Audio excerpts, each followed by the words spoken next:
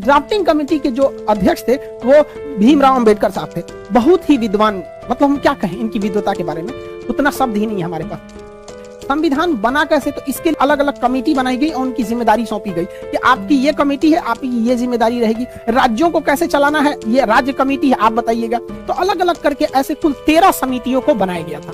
13 committee बनी थी जो सहमति से अपना डिसीजन लेती थी। सर्वसहमति से नहीं होता था, सहमति जिसमें ज्यादातर लोगों की सहमति है वही डिसीजन को मान लिया जाता।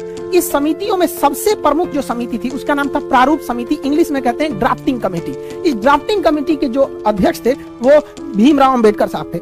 बहुत ही विद्वान, मतलब हम क्या कहें इनकी विद्वता के बारे में, उतना शब्द ही नहीं है हमारे पास। इन्होंने पूरे कमेटियों में आपस में कोऑर्डिनेशन बनाया, कहाँ क्या गलत है क्या सही है उसको सुधार कराया। तो भीमराव अंबेडकर 13 समितियों में जो सबसे प्रमुख समिति थी प्रारूप यानी ड्राफ्टिंग समिति, उसके चेयरमैन थे, जिस वजह से इन्हें फादर ऑफ इंडियन कॉन्स्टिट्यूशन के नाम से भी जाना जाता है। इसके अस्थायी सदस्य भले 2 दिन के लिए सच्चिदानंद सिन्हा थे, लेकिन अस्थायी रूप से राजेंद्र प्रसाद संविधान सभा के अध्यक्ष थे। इन्हीं के देखरेख में संविधान सभा अध्यक्षता करते थे। आप बैठिए, आप अपना डिसीजन सुनाइए, इस तरह से। और संविधान सभा के जो सलाहकार थे वो BN राव थे। BN राव बहुत ही विद्वान थे। इन्होंने विदेशी संविधानों का अध्ययन करके जहां से भारत में अच्छा लगा उन्हें समावेशित किया। इनकी विद्वता से को आप ऐसे ही अंदाजा लगा सकते हैं कि इन्होंने म्यांमार के संविधान बनने में भी मदद किया था BN राव ने। इस तरह से संविधान बना। संविधान को बनने में लगभग 3 साल लग गए थे। 1946 से चालू हुआ और 1949 में फाइनली बन के तैयार हुआ था। इसे याद रखने का ट्रिक क्या है, 3 साल में तैयार हुआ था। 1 साल में कितने महीने होते हैं, 12 महीने। तो 1 साल में 12 महीने, आप 3 साल में ना 12 घटा दीजिएगा। जब आप 3 साल में 12 घटाते हैं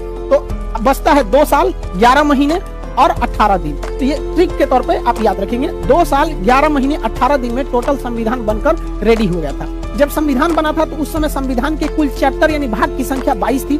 ABCD जोड़ जाड़ के कभी मूल कर्तव्य डाल दिए, कभी कुछ डाल के वर्तमान में 25 हो गए हैं। जो अनुच्छेद यानी आर्टिकल थे वो 395 ही ओरिजिनली है। ABCD उसका जोड़ के 448 हो गया। ये आगे बढ़ते ही जाएगा यहाँ पर, लेकिन संख्या नहीं बढ़ेगी, ABCD ही करके जोड़ा जाता है। जब अनुसूची यानी शेड्यूल थे वो 8 थे, वर्तमान में अनुसूचियों की संख्या टोटल जो हो गई है वो 12 हो गई है।